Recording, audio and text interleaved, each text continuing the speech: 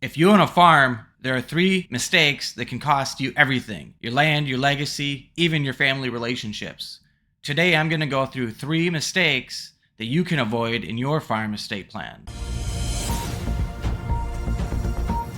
I'm Jason Wagner, the farm lawyer. I work with family farmers every day to help them pass the farm on to the next generation. Today, we're talking about 3 big mistakes that you can avoid in your farm estate plan. First, you don't have a clear succession plan. Okay, I get it.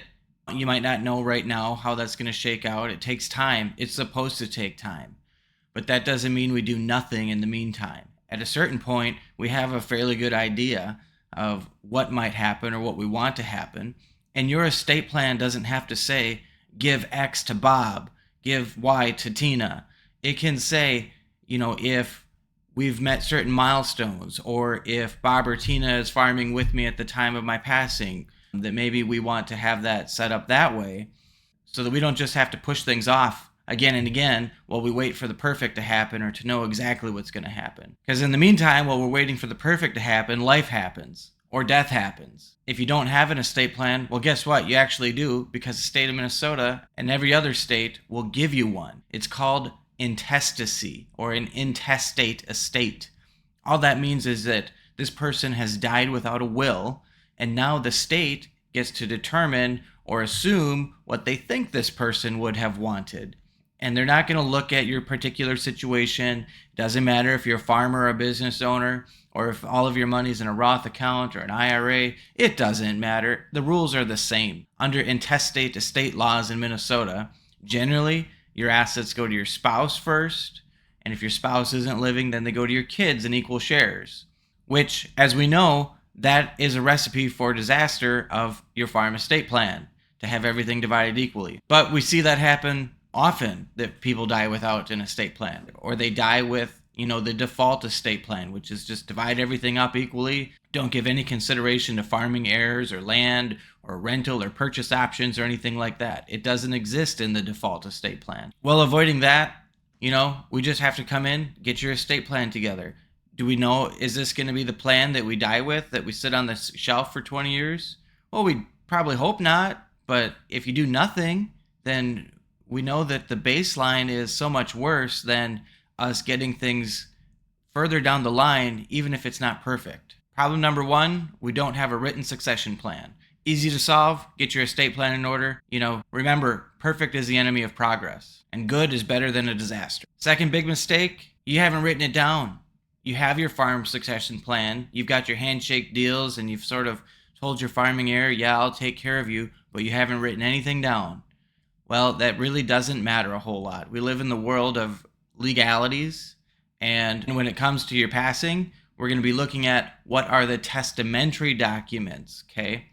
What that means is these are the documents that have gone through the proper formalities to know that this is what you want to have happen when you die.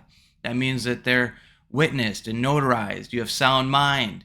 It's clear what should happen, and that this is something that you want to occur upon your passing. If we don't have that written down, and it's just a thought or a feeling or something you've said to your farming heir over the years, it actually doesn't mean anything when you get right down to it. That is unfortunate, but it is something that's real. That's something you see. You've probably heard about it in the neighborhood. The farming heirs on the farm, they think they're building into it. They think they're earning some sweat equity into the farm. But mom and dad never update their estate plan or never reflect that in their estate plan. They don't have it written down in a written farm succession plan. So when it comes to the point that mom or dad's in the nursing home, or they've got disability, or that they've died, we're left scrambling. What can we do? Legally, pretty much nothing. Not a whole lot. So mistake number 2, handshake deals and verbal agreements. How do you fix it? Write it down, sign it, document it. Get a testamentary document like a will or a trust. Put it in writing and sign it. Keep it updated. Third mistake, ownership. We either don't own things correctly, we don't put them in the right bucket, we don't have the right entities. Pretty much every farmer that walks into my office, if they don't already have a revocable trust, is something we're going to recommend. Why? It gives us a solid baseline. This is where we can say, here's what happens upon my death or incapacity. If I still own the farm upon my death, if I haven't transferred anything upon my death, how I want estate taxes handled, how I want debts handled. If you don't have that good baseline in place, it's hard for us to move on to the next steps. Some of those next steps might be that we put the land into a land partnership, or we can start transitioning that to the next generation. We might put operating assets such as machinery and equipment and livestock into an LLC or a partnership.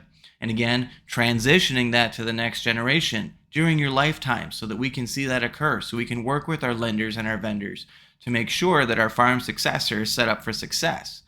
But again, if we don't have that trust and that foundational estate planning documents in place, what happens if we set up our LLC, which is meant to transition over 10 years, and you die in year 1? We need to make sure we have good operating documents in that LLC and that your trust backs it up and reinforces everything behind your farm estate plan. Mistake number 3, not using the right legal entity and not having your assets in the right bucket.